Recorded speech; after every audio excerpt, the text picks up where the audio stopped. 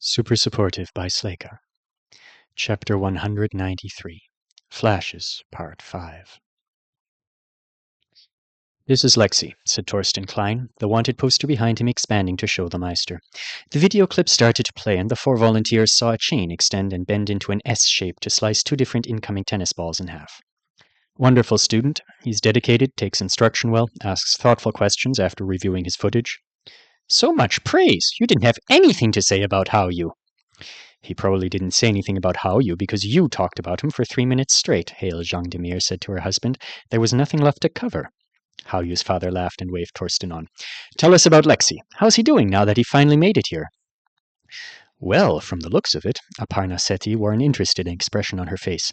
"I know Meisters have an advantage in combat, especially these young ones. I told my Ignacio he'd be cheating with those knives of his, but that's impressive, and I think I've seen that weapon before." "Then you're in rare company," said Torsten. "Lexi is only the second known Meister with a Mind Rider. The first was an unregistered who died decades ago after causing some trouble with his. You might remember it from new weapon reports released back in the day." Aparna nodded. "It's harder to keep track now with so many more exotic options being given to our Meisters. Back then, anything that didn't closely resemble human weaponry stood out and caused a stir." "This one caused a stir among the faculty. It's got a very obvious potential. He can cut a car in half with it and thread a needle, theoretically at the same time.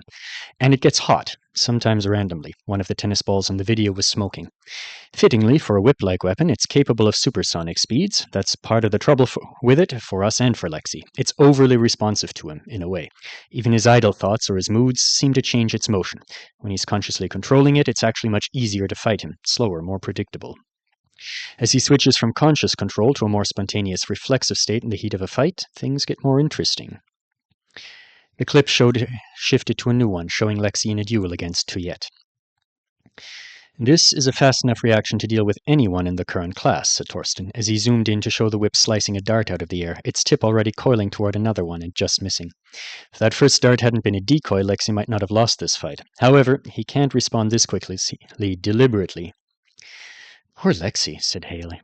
"I'm sure that frustrates him to death. He's not someone who enjoys being out of control." "He'll get there," Klein said confidently. "We'll get him there. For now, though, don't let him kill you with this thing. Aparna, it has 2 very different paces." The adjuster smiled. "Controlled," she said, "and mischievous." "Yes," Klein agreed. "Now, moving on to Reinhard, we have a student who..." "You chopped my girlfriend in half!" "I am so sorry, Everly. I don't know why. I can't believe I..." "It's fine," said Hao-Yu, holding Everly's stiff form out toward Lexi as if to offer proof. "Look, fine. You're fine, right, Everly?" "I'm not mad or anything, but I've been better." It had only been a few seconds, and the team was recovering from the attacks. Alden's shoes crunched on a shard of the lamp Big Snake had thrown that hadn't yet blown away. He was still holding his shield of woven webbing between Gale Course and the others. "We can't stay here." His heart was pounding, and attack from Klein had a tendency to do that. Thinking about the fact that if this were real, Everly would be dead so quickly from a simple accident, that would get your adrenaline going too. And who knew how long they had before something else came their way? Instructor Klein had left their team and pelted toward one of Heloisa's teammates, a vocal brute who was running toward the middle of the gym. He seemed to be making a solo break for the finish line, unless he was just freaking out because Mrs. Jean-Demire had barreled into his team and grabbed their captain. Klein took the running brute down in a similar fashion to Kohn. Obviously, it was leg breaker day for him. Is Klein's arm stiff? It's kind of hard to tell. At the rate he's moving, he'll be back here in a minute to hit us all again. "We take Everly back to the start and see if her suit goes back to normal," Alden said. The wind stopped. Gale Course repositioning. He glanced over the top of the shield at her. "Kohn needs to be healed too, if possible. It's really early in the class for him to be working with one leg, especially if this is the pace we're going to need to deal with." "I don't know how it happened," Lexi was saying. "Instructor Klein was just so hard to attack, and he was right here in the middle of us all, and..."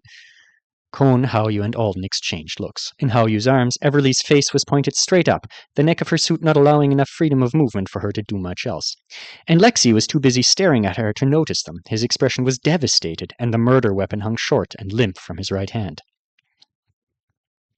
"I could take her back by myself while the rest of you press forward," said Kohn. "All together," Alden said. "What if someone attacks you? And don't you have to hop on one leg?" "Hop like an S-rank. I'm not the most useless S-rank, despite what certain stories on the internet..." "What are my parents doing to people?" At Haoyu's question, Alden looked around again. In the last few seconds, Heloisa had somehow ended up back at the starting line. Her remaining teammates were scattered like chickens. One of them seemed to be trying to join up with Mehdi's team. And Mrs. Jean Demire, who'd been grabbing Heloisa the last time Alden had checked, now had Astrid tucked under her arm, like a stuffed animal with a surprised look stitched on its face. She was running toward the starting line with her Astrid doll, while Max was dragged along behind them, clinging to Astrid's ankle like he hoped that might make Haoyu's mother let her go. Meanwhile, Jeffy was rolling across the floor from some attack Alden hadn't seen, and Finlay was grabbing the heavy life matter bag Jeffy must have dropped when he fell, snatching it up and glaring toward Winston Heelfeather, who was out on the floor now, still without a team. What? Before Alden could get the words out, his eyes skimmed past Winston and over to Reinhardt's group at the corner opposite from them. Still very close to the start, he saw the archer raising his bow in defense as Haoyu's dad ran towards him. Mr. Jean Demire was currently in between their two teams. Possible arrow from 4 o'clock. Haoyu shifted Everly to one arm and lifted a fist. Lexi turned to see the potential threat, but what he was going to do about it with his whip in embarrassed mode was anyone's guess. Reinhardt released his arrow. Haoyu's father dodged as easily as Alden had expected. Alden tensed, but although it looked like the arrow might fly right at their team given the direction of the shot, a timely gust from gale course worked in their favor this time. It slowed and turned the projectile. Good call, said Haoyu. We need to watch the ranged people, too. And when Marcia finally gets out here and starts swinging... Enough chatting. Alden's right. Time to run. All together. Alden bonked his brother's shoulder with his forehead. Stop being dumb. Get your whip out. Let's go. Excuse me, everyone. I need some weights for my team. Some of you took more than your share. Soren, if you're not going to join us, then you know you should give all of that sandbag. What do you mean, February? You'd rather have the glow boy? I'm an S! An all-S team would be a guaranteed win, and this is important. I already checked the volunteer list for the prize, and there are 9 different people I want to train myself against. I'd like to win today and Friday. I know you... Hey, Louisa, February's team is full, so I'll be joining yours. I'll replace your most cowardly member. That one's dead out past the midline. Sorry, I'm going to beat Mehdi with an all-A team, Jupiter. Hey, how are you? Your mom is amazing. I want to be here. If you're beating me with all A's, I'm beating you with all A's. Fabry, we need to go. Tuyet and Vandy are ready. Leave Soren alone, Winston. I don't need defending. Alden's team had just arrived back at the starting line, and the situation here was so damn noisy. He'd tuned them all out and focused on his own teammates. Fortunately, Everly and Cone had been restored to full mobility, so that meant a trip back to the start was the reset they'd all been hoping it would be. If my parents are grabbing people and hauling them back here, do we need to rethink tying ourselves to each other, Haoyu was asking? I want a minute to make another ice weapon. If I had hit Klein with something that was more like a morning star, maybe. I'm surprised it was so easy to get back here. Alden turned to look out over the gym floor while the others regrouped. He still had his shield preserved. The 50-kilo sandbag was attached to the front, and his zip bag full of dirt with a couple of temper spheres, added in for good measure, was stuck to the back so that he could reach it if he wanted it. He had loops of spare paracord around his waist like a belt. That was enough prep for another attempt, and he expected there would be a lot of attempts now that they'd seen what it was like out there. He actually thought it would be a fight just to return to the start, but other than him shielding the team from gale course while they ran, they hadn't had to deal with anything.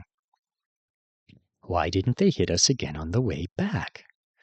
Instructor Klein and the Jean Demirs were still attacking. Alden saw Haoyu's parents going after members of Heloisa's group and Reinhardt's, and Klein was greeting Mehdi's team, which had just entered the floor a short distance to the right where Alden now stood, with an aerial approach only slightly different from the one he'd used on them a minute ago. A few voices quieted as the owners realized something interesting was going on beside them. Alden watched as Klein swung off an invisible block positioned about 20 feet in the air, one-handed, then hit the starting line barrier right over their heads. Mimicking Mr. Jean Demir's earlier move, he launched himself powerfully toward Mehdi's fleeing team. Mehdi made the bold decision to tackle one of his own teammates out of the way roughly. The instructor let him dodge several strikes himself before taking him down with a brutal kick to the knee. He hates legs today, Cone muttered. What's he got against our legs? Can't he break arms to start with, like a friendly teacher?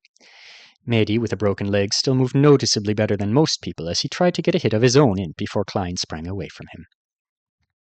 And he's doing one-handed springs to spite us, Astrid grumbled. His time will come. Everly hit him in the butt, Cone announced. Astrid whirled. What? Someone landed a hit? It was just an ice ball, Everly said, layering ice on another small weight to make a new weapon. I should have given it spikes. Astrid, we're about to go. We need to get back to the others, Max protested as his morph brute bounded into the middle of Alden's team to give Everly a celebratory hug. While Astrid shook Everly back and forth enthusiastically, Alden kept trying to get a visual handle on what was going on. Maddie was ordering his team to move forward. The huge sandbag on his back and his own high agility were helping him deal with the wind, but Alden thought it was a strange choice for him not to just launch himself back over the starting line to fix the broken leg. Big Snake was lifting something that looked like a boulder made of dried paint out of his eclectic ammo collection. Mrs. Jongdemir was going for one of the scattered members of Heloisa's team who was belly crawling toward the finish. Ahead of the belly crawler there was another wispy flare of the strange light that had to be caused by Ignacio's grandmother, since she didn't seem to be doing anything else from her perch against the barrier at the midline.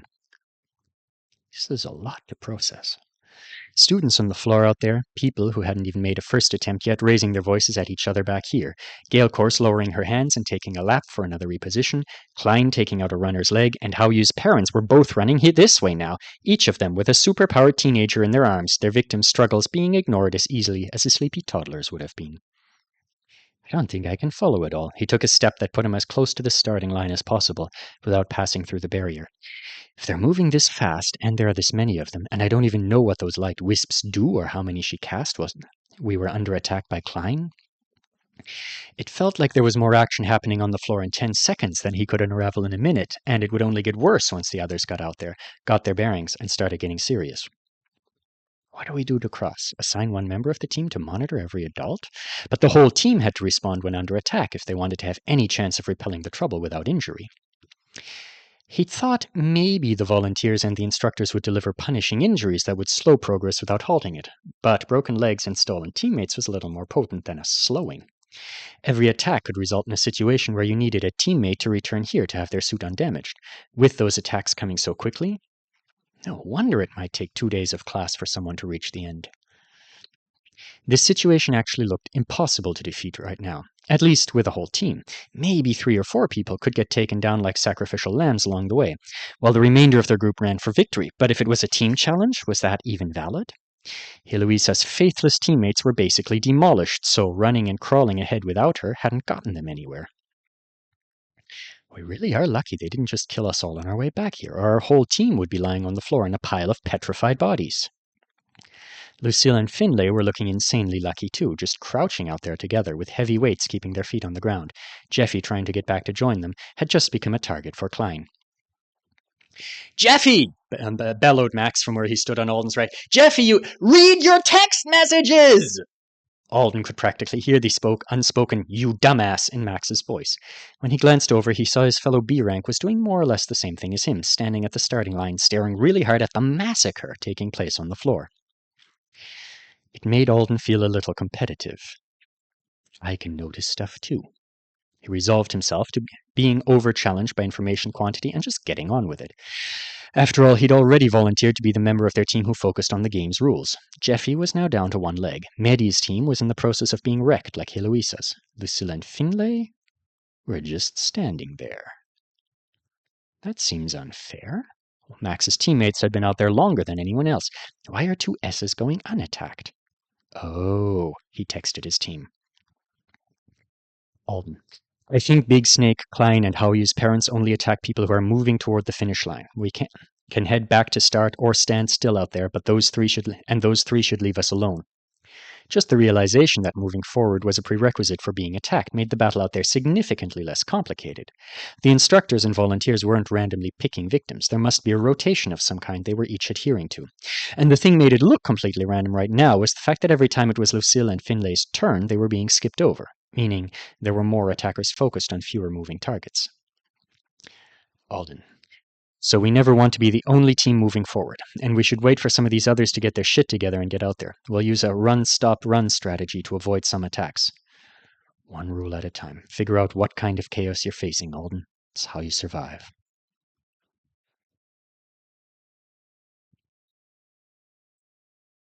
It was so embarrassing to lie on the floor with a pair of huge sausage-shaped sandbags beside you, just waiting for your 4 S-rank teammates to fight their way back to you. Figuring out that people were safer if they didn't move forward or try to attack someone had taken Soren's team about 15 minutes. Vandy, Tuyet, Febri, and Ignacio were all so good at attacking and so dedicated to moving toward the finish line that they hadn't noticed the pattern happening until they'd gotten wiped out a few times. Ever since, when it was time to go back to the starting line to collect lost teammates, Soren's only job was to lie back where they'd left him, between the bags so that he was protected from wind and largely protected from the shrapnel that was becoming more of a problem. He couldn't even practice glowing anymore, since technically that was the beginning of an attack for him, a way to generate light in pitch dark so that he could still shape. It might make him a valid target. The class joke. My most valuable ability is holding onto bags and not getting blown away. I don't want to cause problems for the team, but this is torture. At least, not going back to the start anymore meant he didn't have to hear Winston make comments about how someone being babysat by a bunch of S's didn't need 2 sandbags. He wanted heavy bags for a couple of his own teammates, and he was just trying to guilt Soren into giving them to him. Last time Soren had argued with him, Winston had made things especially weird by trying a new tactic and insisting that Olive was a girl. Like Soren was incapable of noticing her very nice girlish qualities on his own, and like it meant something that obligated them all to do something archaic. If Olive wanted to ask for a bag, she could ask for a bag, and Soren would tell her no because sharing resources with competitors was not a normal part of this class. The elemental weights had been limited in number for a reason. Getting off the floor when the wind hit and getting to them first had been part of the game, and if Soren was going to give them back, he'd give them back to Tuyet and Ignacio, who'd gotten them for their team in the first place. And they wouldn't give them to Olive either, because they could use them themselves in various ways. Ignacio was already talking about knifing one open before class ended in about half an hour, and throwing the sand in Klein's eyes for a surprise. At least Olive has illusions she can actually work with. She's even got them looking all right in the wind, and she surprised Omega Scorpi Demir with one. These bags are only going to keep me from being even more helpless. Soren had put a lot of his points into strength, so he could carry them. He could block Instructor Waker's throws with them, if Febri ever failed to yank him out of the way in time. If he got separated from the team when they needed to move forward, he could get back to them with the bag's help. The thing I can't do is shape. He tried for the billionth time to wrap his head around his element. The gym was full of light from the transparent ceiling high overhead. Light was everywhere. But he was supposed to be able to shape it like it wasn't radiation, like it was the solid thing like water or ground, and that was... He did have the ability. He had caught himself on fire with it. Twice, actually. Both times he'd been desperate and angry. He'd managed to hide it the first time. The second... Are you all right, Soren? Febri's voice. A thump as a foot landed on the bag to Soren's left. They were back. He sat up and looked at his teammates. Febri's short black hair was all blowing toward him in the heavy wind. He had one hand wrapped around the bag handle, and the other was giving Tuyet a point of solidity to cling to. I'm fine. I'm just the class joke. What? Soren didn't get a chance to brush it off. Before he could, there was a series of unfamiliar, sharp cracking sounds from ahead of them and off to the left, the same direction the wind was currently blowing from, the direction the 2 lead teams were in, Lucille's team, Kohn and Haoyu's. A second later, Ignacio shouted a warning. Vandy lifted her hands. Then they were all in the middle of a hailstorm. What? Febri asked again, this time looking around to see the team that was the source of the flying ice. Soren tried to move into a squat just so that he'd be ready for whatever fresh disaster this was, after a class full of that kind of thing. But when he tried to push off the floor with a hand, his palm landed on a small ice chip that burned with cold, and the hand shot out from under him like he'd set it in a puddle of oil. Ignacio had taken a step at the wrong moment, too. He fell into Vandy before righting himself. It's not normal ice, Tuyet said. This is Everly's patch Aye! She and Febri both ducked as a piece the size of a cafeteria tray flipped through the air toward them. What are they doing? Vandy asked. I just want to know why they're always in front of us, no matter how fast we move. Are Haoyu's parents going easy on him or something? Febri asked. I don't think so, since they've taken him back to the start more than any other member of that team, Vandy said seriously. I know that, Vandy. I just don't understand why they're always out in front with Lucille's team.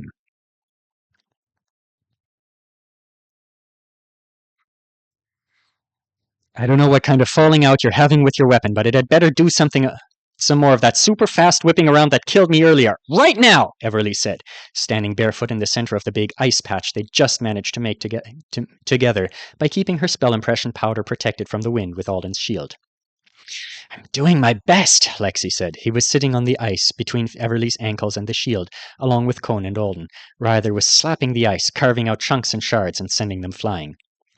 Howyu wasn't with them. He was trying to make a solo return trip after his father, laughing, had hauled him back to the starting line for the 11th time since class had started. Faster! Yelled Everly. Yeah, faster! Shouted Cone. What's this weak whippery? I know you two are trying to fix him, but you're just going to give him anxiety, Alden thought.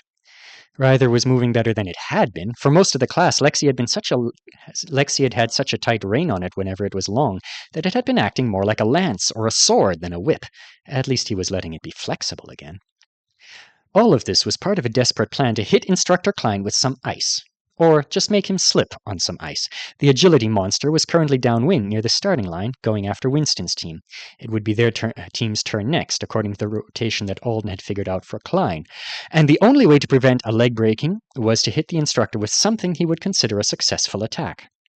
Hitting him up close was nearly impossible, with Ryther being less writhy than usual. Maybe, distracted with another team, a single ice chip would find its way beneath the son of an eel's feet, and he'd slip a millimeter and decide to count it. Rewarding attacks he considered successful enough was Klein's only weakness as an opponent. He and Instructor Waker were still teaching the same lessons they'd seen on the first week of class. Klein wanted to see good offense. Big Snake wanted to see defense. Show you've learned the lessons by hitting Klein with something, or protect yourself or a teammate from one of Big Snake's pitches, and you'd be skipped for a rotation even if you were moving forward. Big Snake was easy. Klein was a menace. A flicker of light between them and their enemy made Alden pull up the aerial shot of the gym floor he'd borrowed from drone footage. With a thought, he added another X to it in approximately the spot where he'd seen the flicker. This was his homemade map of electrocution traps. Those things would kill you. X's got added whenever he saw a flicker and subtracted whenever he saw someone die in a trap. His little map here wasn't perfect, but it was preventing a lot of accidents for their team. They were approaching the 3-quarter mark. It was the most forward progress they'd made since class started, and they really wanted to be off Klein's hit list for just one round so they could make a break for the finish when Howyu reached them. By now, every team had realized that standing in place was a trick to avoid attacks, but their team and Max's seemed to be the only one actively aware of and trying to manipulate the situation with Klein and Big Snake. Marcia regularly got Klein to leave her team alone, but that was because Marcia attacked every single time she thought she had the slightest chance. Judging by a comment she'd made the last time they'd ended up back at the starting line with her, she was upset that she wasn't getting as many turns to face Klein head-on as everyone else seemed to be, instead of proud that she was being acknowledged as a good threat. Max had to clap a hand over Jeffy's mouth before the Aqua Brute could tell her how it worked. Alden. I finally figured out the Jean Demir attacks, he texted. When they start to approach us, whoever makes a move or to attack or get in between them and a teammate first is the one who gets stolen and taken back to the start. That's why it's always Howyu for our team. He's the one who watches them the most, so he sees them coming and responds first. The team had gotten used to him texting in the heat of whatever was going on. There was just no point in waiting. Everyone could read when they got a chance and stop being ice machines. Hit it hard! Cone bellowed in Russian. Suddenly the ice was making sizzling noise as Lexi whipped it. Cone brightened. More! The battle against ice and cold is in our blood! Alden, I think the Mr. and Mrs. Jean Demir approach is about improving our teamwork. Teams ought to be putting people who can run back from the start on their own in front of the danger anyway. It's like they're giving us a way to pick who gets separated from the rest. You got this, Lexi, he encouraged as soon as he finished typing. He didn't want his analysis to put a damper on whatever ice-fighting Russian imagery seemed to be working for the brothers. That was also why he wasn't mentioning the fact that Ryther throwing platter-sized chunks of magical ice at all the teams behind them wasn't going to be a popular thing. Marcia was scything unsuspecting classmates like wheat any time her follow-up stroke missed one of the adults, so they were hardly as bad as that. Alden heard the pop of Ryther suddenly moving more like Ryther, followed by a series of incredibly fast cracks from the ice. He watched as the glowing golden chain went nuts for a second. The light from it burned itself into his eyes, and then just as quickly as it had started, it was back to looking all stiff like an overlong rapier. But the blizzard of unnaturally slippery ice chips they'd hoped for was sliding, skittering, and soaring across the gym. A few pieces were thrown by Ryther itself, others were driven by the wind. Yes, shouted Everly, throwing a fist into the air as some of the smaller chips sprinkled down over their ultimate target.